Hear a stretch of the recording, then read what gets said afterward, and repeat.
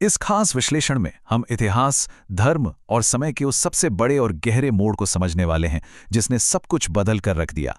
हम बात कर रहे हैं भगवान श्री कृष्ण के महाप्रयाण की सिनेमैटिक गाथा के बारे में। कल्पना कीजिए, महाभारत का युद्ध समाप्त हो चुका है, लेकिन कुरुक्षेत्र की उस जमीन पर अभी भी एक अजीब सा भारी सन्नाटा है। जमीन का खून भले ही सूख गया हो, पर हवा में वो दर्द और करुणा अभी भी महसूस की जा सकती थी।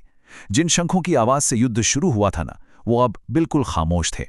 द्वापर युग अपने आखिरी दिनों में था, और आज के इस विश्लेषण में हम यही देखेंगे कि कैसे एक श्राप, एक तीर और एक महान अवतार की शांतिपूर्ण विदाई ने कलयुग की नींव रखी। अब जरा उस समय के हस्तिनापुर के बारे में सोचिए। वो कोई जगमगाता राजमहल नहीं रहा था, बल्कि एक मातम मनाने वाली जगह बन चुका था। हर तरफ बस एक चुभने वाला सन्नाटा था, और उसी भारी सन्नाटे को चीरते हुए गूंजी गांधारी की वो कांपती हुई, गुस्से से भरी आवाज। उन्होंने कहा, जिस प्रकार मेरे पुत्रों की मृत्यु ने मुझे अकेला कर दिया है, उसी प्रकार तुम्हारे वंश का विनाश तुम्हारे अपने ही रक्त से होगा। सच कहूं तो ये सिर्फ किसी दुखी मां के शब्द नहीं थे, ये एक ऐसा श्राप था जिसने पूरे ब्रह्मांड के समय के पहिए को एक नई दिशा में घुमा दिया। तो चलिए, यहीं से शुरू होता है हमारा पहला हिस्सा, गांधारी का भीषण श्राप। जब हर तरफ विलाप हो रहा था, तब श्री कृष्ण ने क्या किया? उन्होंने गांधारी के उस भयंकर श्राप को बिना किसी बहस, बिना किसी विरोध के पूरी शांति से स्वीकार कर लिया। उनके चेहरे पर ना कोई थकान थी, ना कोई तनाव। वो बहुत अच्छी तरह जानते थे कि द्वापर युग का सूरज अब ढल रहा है, और जो धर्म स्थापना का काम था वो अब पूरा हो चुका है। सच तो यह है कि समय के उस अदृश्य कंपन में कलयुग की पहली आहट साफ सुनाई देने लगी थी। अब अगर हम यादवों के पतन की इस टाइमलाइन को देखें तो समझ आता है कि चीजें कितनी तेजी से और कितनी दुखद तरीके से बदली। युद्ध के बाद यादवों के बीच कलह के बीज बोए जा चुके थे। द्वारका, वो नगर जो कभी अपनी हंसी और आनंद के लिए जाना जाता था, वहां अब अजीब सी असहजता और छोटी छोटी बातों पर भयंकर क्रोध देखने को मिलने लगा। और ये सब रातों रात नहीं हुआ। ये एक धीमी त्रासदी थी, जिसका आखिरी पड़ाव थी प्रभास वन की वो यात्रा, जो किसी खुशी के लिए नहीं, बल्कि महाकाल के उस साक्षी पल के लिए थी। यही से कहानी एक नया मोड़ लेती है। हमारा दूसरा भाग, प्रभास वन का मौन। इस दृश्य को अपने मन में उकेर कर देखिए। द्वारका की उस सारी अफरा तफरी और उलझनों को पीछे छोड़कर श्री कृष्ण बिल्कुल अकेले उस वन में प्रवेश करते हैं। उनके साथ कोई भव्य रथ नहीं है, युद्ध का कोई शंख नहीं है, उनके हाथ में सिर्फ उनकी सबसे प्रिय बांसुरी है। जब वो वहां एक विशाल वट वृक्ष के नीचे विश्राम करने बैठते हैं तो उनके शरीर में कोई थकान नहीं दिखती। ये एक ऐसा ठहराव है जैसे कोई बहुत लंबी और थका देने वाली यात्रा के बाद अपनी मंजिल पर पहुंच गया हो। जिस अवतार ने इतने युगों तक संसार का भार उठाया था, अब वो देह समय के नियमों के आगे खुद को हल्का महसूस कर रही थी। उस पेड़ के नीचे बैठे हुए उनके मन में गोकुल, यमुना के किनारे और नंद बाबा के आंगन की वो सारी यादें एक एक करके उभर रही थी।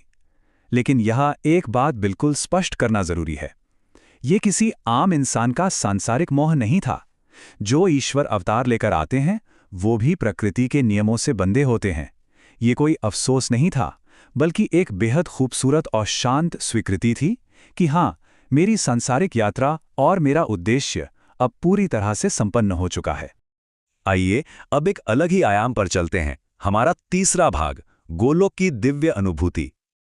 ये तुलना वाकई बहुत ही दिलचस्प है। जरा सोचिए, एक तरफ हमारी धरती है जहां द्वारका कांप रही थी, लोग अकारण भयभीत थे और प्रभास वन में काल खामोशी से इंतजार कर रहा था, और वहीं दूसरी तरफ समय और मृत्यु से बिल्कुल परे गोलोक में एक शाश्वत, कभी ना खत्म होने वाली शांति थी। वहां कोई मातम नहीं था, किसी को कोई सदमा नहीं लगा था। वहां सिर्फ और सिर्फ एक गहरी आध्यात्मिक स्वीकृति थी। गोलोक में राधा जी की जो प्रतिक्रिया थी ना, वो हमें बहुत कुछ सिखाती है। उनके मन में कोई वेदना, कोई शिकायत या कोई प्रश्न नहीं था।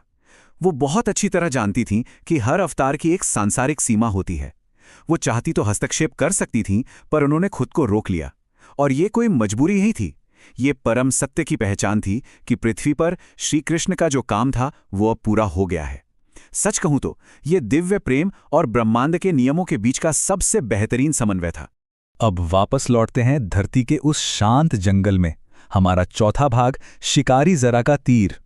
देखिए नियति कैसे अपना काम करती है। घने जंगल में पत्तों के बीच से छनकर आती हुई सूरज की रोशनी ने बस एक छोटा सा भ्रम पैदा कर दिया। दूर से जरा नाम के एक साधारण से शिकारी को श्री कृष्ण के चमकते हुए चरण एक हिरण की आंख जैसे लगे, और उसने बिना किसी नफरत, बिना किसी साजिश के, महज अपनी रोजमर्रा की आदत से वो तीर चला दिया। उस वक्त कोई तूफान नहीं आया, कोई आकाशवाणी नहीं हुई। काल ने अपना काम इतनी सादगी से कर दिया कि किसी को भनक तक नहीं लगी। जाहिर है, जब उस शिकारी को अपनी भूल का एहसास हुआ तो वो बुरी तरह कांप उठा, फूट फूट कर रोने लगा और क्षमा मांगने लगा। तब श्री कृष्ण ने उससे जो कहा वो उनके परम ईश्वर होने का सबसे बड़ा प्रमाण है। उन्होंने अत्यंत करुणा के साथ कहा, ये तुम्हारी गलती नहीं थी, ये विधि का विधान था। जरा सोचिए उस ईश्वर की करुणा के बारे में जिसने एक रोते हुए शिकारी को पल भर में उसके अपराध बोध से मुक्त कर दिया और इस पूरी घटना को नियति का एक जरूरी हिस्सा मान लिया। और फिर वो क्षण आ ही गया, अंतिम विदाई। श्री कृष्ण ने आखिरी बार अपनी बांसुरी को छुआ जरूर, पर उसे बजाया नहीं, क्योंकि दुनिया को जो संदेश देना था वो दिया जा चुका था। उधर द्वारिका में रुक्मिणी जी ने गहरे ध्यान में जाकर इस परम सत्य को स्वीकार कर लिया, और फिर वो भव्य द्वारिका नगरी बिना किसी चीख पुकार, बिना किसी अफरा-तफरी के बहुत ही शांति से समुद्र की गहराई में विलीन होने लगी। एक पूरा का पूरा युग अपनी कहानी खामोशी से समेट रहा था। और इसके साथ ही एक नया अध्याय शुरू होता है, हमारा 5वां और अंतिम भाग, कलयुग, मनुष्य की जिम्मेदारी। हम सब अक्सर यही सोचते हैं ना कि कलयुग का मतलब सिर्फ विनाश और बुराई का युग है, पर असल में ऐसा नहीं है। ये दरअसल एक परीक्षा का युग है। पहले के युगों में सत्य सामने खड़ा होता था, लेकिन अब उसे खोजना पड़ता है। श्री कृष्ण के जाने के बाद धर्म को बचाने का बोझ किसी अवतार के कंधों पर नहीं, बल्कि सीधे सीधे हम इंसानों के विवेक और हमारी समझ पर आ गया है। अब चमत्कार नहीं होंगे, अब हमारे अपने फैसले ही ये तय करेंगे कि धर्म बचेगा या नहीं। तो अब सबसे बड़ा और गहरा सवाल यही उठता है कि श्री कृष्ण के बिना इस संसार का आखिर अर्थ क्या रह गया है? जब कोई प्रत्यक्ष रूप से मार्ग दिखाने वाला ही नहीं रहा जो हमें बता सके कि क्या सही है और क्या गलत, तो हम धर्म का पालन कैसे करेंगे? ये सवाल सिर्फ एक पुरानी कथा का हिस्सा नहीं है, बल्कि आज के इस आधुनिक समय में हमारे जीवन से सीधा जुड़ा हुआ है। लेकिन इसका जवाब भी बहुत स्पष्ट है। श्री कृष्ण ने इस संसार को अनाथ नहीं छोड़ा है। भौतिक रूप में वो भले ही चले गए, लेकिन वो हमारे लिए सबसे बड़ा मार्गदर्शन, अपनी गीता छोड़ गए हैं। उनका जाना असल में एक बहुत बड़ा जिम्मेदारी का हस्तांतरण था। अब सच्चा धर्म किसी बाहरी शक्ति पर निर्भर नहीं करता, वो निर्भर करता है हमारी स्मृति पर, हमारी अंतरात्मा की आवाज पर और हमारे लिए गए निर्णयों पर। और यही बात हमें आज के सबसे विचारोत्तेजक प्रश्न पर लाकर खड़ी कर देती है। एक ऐसे युग में जहां ईश्वर बाहर से चमत्कार नहीं करते, बल्कि हमारी अंतरात्मा में बैठकर भीतर से हमारा मार्गदर्शन करते हैं, वहां धर्म को, सत्य को बचाए रखने के लिए हम सब क्या चुनाव करेंगे? यही वो सवाल है जो हमें इस महाभारत के शाश्वत ज्ञान को अपने जीवन में उतारने के लिए प्रेरित करता है। इस गहरे विश्लेषण में साथ जुड़ने के लिए बहुत बहुत धन्यवाद। इस सोच को अपने भीतर जिंदा रखिए, क्योंकि ये शिक्षाएं आज भी उतनी ही सच हैं जितनी उस समय थीं।